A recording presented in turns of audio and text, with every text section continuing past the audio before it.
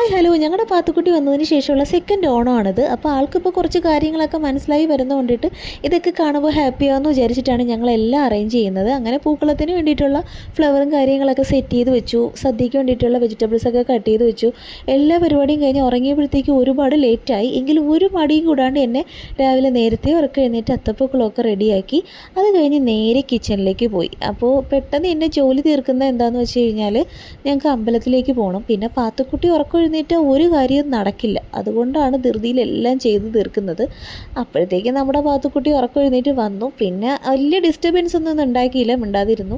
പപ്പയും ഉറക്കം എഴുന്നേറ്റ് വന്നു. ഞാൻ പിന്നെ പാത്തുക്കുട്ടിക്ക് അത്തപ്പൂക്കളമൊക്കെ കൊണ്ടുപോയി കാണിച്ചു കൊടുത്തു. ഞാൻ വിചാരിച്ചത് അത്തപ്പൂക്കളമൊക്കെ കൊളാക്കുമെന്നാണ്, പക്ഷേ മൈൻഡ് പോലും ചെയ്തിട്ടുണ്ടായിരുന്നില്ല. എനിക്ക് തോന്നുന്നു ഉറക്കം എഴുന്നേറ്റത് കൊണ്ടാവാം.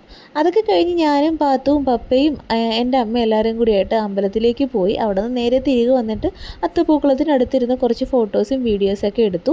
പിന്നെ പപ്പയും മോളും ഒക്കെ ഓണപ്പാട്ടൊക്കെ ഇട്ട് ഭയങ്കരമായിട്ട് എൻജോയ് ചെയ്ത് നിൽക്കുമായിരുന്നു.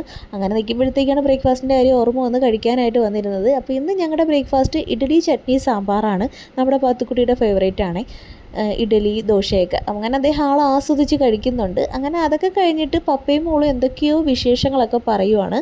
അത് കഴിഞ്ഞ് ഞാൻ പായസം ഉണ്ടാക്കാൻ വേണ്ടി കയറി. അപ്പോൾ പാത്തുക്കുട്ടിക്കും അത് കാണണമെന്ന് ബഹളം വെച്ചിട്ട് അദ്ദേഹം എൻ്റെ കൂടെ ഇരിക്കുന്നുണ്ട്.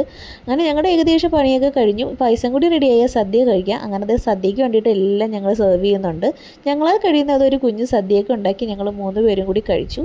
അത് കഴിഞ്ഞിട്ട് നൈറ്റ് ആയപ്പോഴത്തേക്ക് ജസ്റ്റ് ഒന്ന് കറങ്ങിയിട്ട് വരാമെന്ന് വിചാരിച്ചു. അങ്ങനെ ഞങ്ങൾ കറങ്ങാൻ പോകാൻ ഇറങ്ങിയപ്പോഴത്തേക്ക് പോകുന്ന വഴിക്ക് ഞങ്ങളുടെ വീടിനടുത്ത് ഒരു ചർച്ചുണ്ട്, വഴയിലെയാണ്. ആ ചർച്ചിൽ ഇറങ്ങിയപ്പോഴത്തേക്ക് നമ്മുടെ പാത്തുക്കുട്ടിക്ക് ഭയങ്കര പ്രാർത്ഥന. പാത്തുക്കുട്ടി ഇങ്ങനെയാണ്, അമ്പലത്തിലും ചർച്ചിലൊക്കെ പോയാൽ തനിയെ നിന്ന് പ്രാർത്ഥിച്ചോളും. പിന്നെ ഞങ്ങൾ അതിനകത്തൊക്കെ ഒന്ന് ജസ്റ്റ് കറങ്ങിയിട്ടൊക്കെ വന്നു. പിന്നെ വിചാരിച്ചു മ്യൂസിയം കവടിയാറൊക്കെ ഒന്ന് പോയി നോക്കാം എന്തായി ഓണം എന്നൊക്കെ അറിയാൻ വേണ്ടിയിട്ട്. അപ്പോൾ ഇതാണ് അവസ്ഥ, ഭയങ്കര തിരക്കായിരുന്നു. പിന്നെ കുറച്ച് ലൈറ്റ്സും കാര്യങ്ങളും മാത്രമേ ഉണ്ടായിരുന്നുള്ളൂ. എല്ലാ വർഷത്തെ പോലെ വേറെ ഓണാഘോഷ പരിപാടിയും കാര്യങ്ങളൊന്നും ഉണ്ടായിരുന്നില്ല.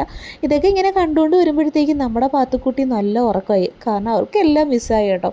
പിന്നെ ഞങ്ങൾ വിചാരിച്ച് വീട്ടിലോട്ട് പോകാമെന്ന്. അപ്പോൾ ഇതൊക്കെയാണ് ഞങ്ങളുടെ ഓണവിശേഷങ്ങൾ. അപ്പോൾ എല്ലാവർക്കും ഞങ്ങളുടെ വക ഓണാശംസകൾ. Tata bye.